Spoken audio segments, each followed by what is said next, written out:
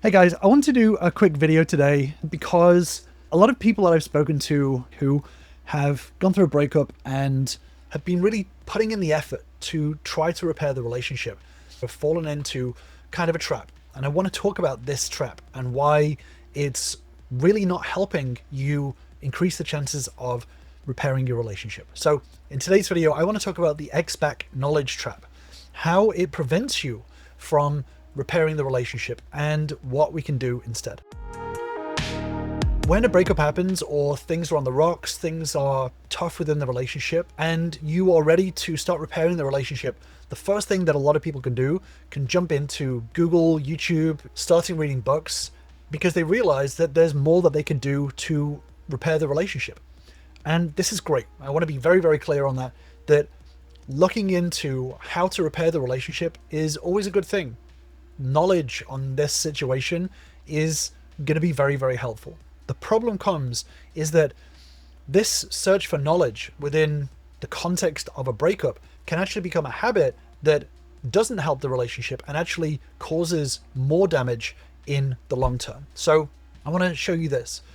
So this is what I'm calling the knowledge trap. Once you have that lucidity moment that relationships aren't just cross your fingers and hope for the best, that relationship skills exist, that emotional intelligence exists, communication skills exist, all of these things exist, then you can start to deep dive down the rabbit hole of looking at how to repair this relationship. You can start looking for this strategy to repair the relationship. And there's a lot of stuff online.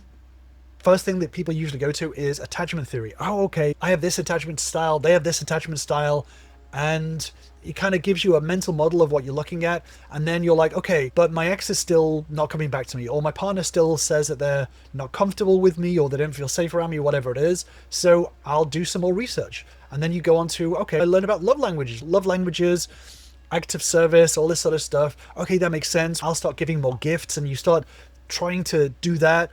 And then you look at communication styles, and you look at medical diagnoses, you look at manifestation of just like manifesting your ex back, you look at scripts, tactics, ex back strategies, systems, all this sort of stuff. What happens is that you then start to increase this volume of information that you're putting into your brain. Now, this is a lot of energy. I'm not going to dig into what is useful and what is not useful right now, but I just want to talk about the volume of information. This takes a lot of energy, it takes a lot of effort, and it can feel in the short term like you're doing something towards repairing your relationship. So when you look at all of these things, a lot of them have crossovers and things like that, but ultimately your situation right now is slap bang in the middle here. So it's not that all of this is useless. Some of it will be useful and applicable, but ultimately you could do 17 degrees in psychology and a lot of it just won't be applicable, or will just cover the same stuff over and over again. And this is what I'm calling the knowledge trap, which is that you get trapped in this pursuit for knowledge on your relationship, which again, I want to be clear, is not a bad thing. However, it is a trap. So I want to break down why it's a trap. So inside our head, there are two minds that we have. We have a strategist and we have a performer. Not one of these are bad, but we need to understand why it's important to have both of these and not just one of them. So most people, when a relationship is not broken up yet, but they feel the relationship is breaking down, they go into performer mode. This is where you're taking a lot of action to save the relationship, to do something. You spend a lot of time doing. So you're applying the knowledge that you have currently, and oftentimes you fail. You apply the knowledge that you have, which is like, I'll give some gifts, I'll tell her I love her, or him I love him. I will text them all the time. I will tell them that I can't live without them. You do a lot of stuff, but you end up kind of stuck in a trap of doing stuff that's not very effective. So this is what we call active action. You are taking action. You are actively taking action. Again, this is not a good thing or a bad thing, but what happens is that you're in performer mode and the relationship breaks up, and then oftentimes people go into the opposite end of what is the strategist mode in our mind. This is where you spend a lot of time learning. You read every single relationship book. You consume all of this knowledge. You fail, I've not put this text on properly, but you fail through misspent energy. And we'll talk about that in a second. But this is passive action. So it still takes energy. It still takes effort, but it's very passive. And, just to go back onto the last slide, this is where you spend all your time like reading and doing every course. You're taking every $100 whatever course and learning, and you get stuck in this trap. The problem with this strategist mode that most people go into after a breakup is that you can know a lot. I speak to a lot of people. Oftentimes people are like, I know my partner's attachment style. I know that they have bipolar. I know that they have borderline. I know they have ADHD. A lot of knowledge. When you get in this knowledge trap as a strategist, the more that you learn, the more that you realize how little you know about the world. So you end up reading more. You end up taking a lot of courses, reading a lot of books. When you're in strategist mode, you love this complexity because it makes you feel smart. The more you learn, the more you sort of feel like, wow, like I understand more. What happens usually in this situation? You read every book. You go take every course, every program, whatever it is, looking for some golden bullet. You look for some nugget of knowledge that is going to help you to finally break through to your ex-partner. You also get annoyed at other people. If there's a breakup happening and your partner or ex-partner is exploring other relationships, you get annoyed at other people who are getting closer to your partner, despite them knowing less than you about this situation, about your partner. And then you use this knowledge, this idea that you know a lot, as an excuse for the relationship failing. So when you go back to all of the things that you've learned, you then, because you read so much and you feel like this strategist version of yourself knows a lot, you then start to go, well, I know everything about relationships. And actually the reason why the relationship is failing is because of my partner's attachment style. It's because of their avoidant attachment. Or it's because my partner has ADHD. That's why the relationship is failing. It's because they're a narcissist. It's because they refuse to change their communication style. It's because they have this love language and I have this love language and it's incompatible. You start to then use this knowledge as an excuse for the lack of outcomes in your situation. This knowledge trap is a form of procrastination because you're spending all this time in passive action, just passively reading and taking on knowledge. It means that you're not really doing very much. Now, I want to talk about the performer mode right now. The performer mode, like we spoke about earlier on, does a lot.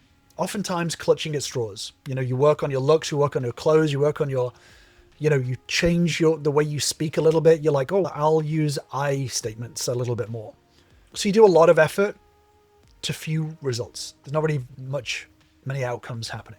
The characteristics of this performer is oftentimes you can put everything into action, but failing at all of it. So when people move from strategist to performer, they go, okay, I'm going to try everything. I'm going to try this script. Oh, it doesn't work. My partner has ADHD, so I'll encourage them to use a calendar. Well, that was a waste of time. Okay, I'm going to give them a gift because their love languages is whatever. So I'll give them a gift. Oh, the relationship still is falling apart. So you try a lot of things at once and you just kind of get nowhere. Or you put one thing into action, but you don't stick long enough to master it. You don't actually take the time to really grow what you're doing and really go deeper into the knowledge that you have and actually actively taking action on it. If you think about it this way, you can take a course on how to paint and you can go through that entire course and paint a wonderful picture of, I don't know, Luke Skywalker, whatever it is. You can go through that and do that. But unless you are understanding the principles deeply and iterating and practicing and mastering that, it doesn't mean that you're a good artist. It means that you can do a thing to a surface level, but you're not actually mastering it. And this again can become a form of procrastination where you're doing a lot.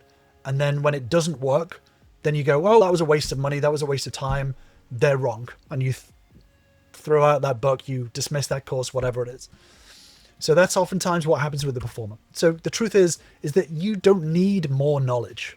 You need less knowledge, but applied well. And this is the difference. And I want to be clear on this. I have my own program.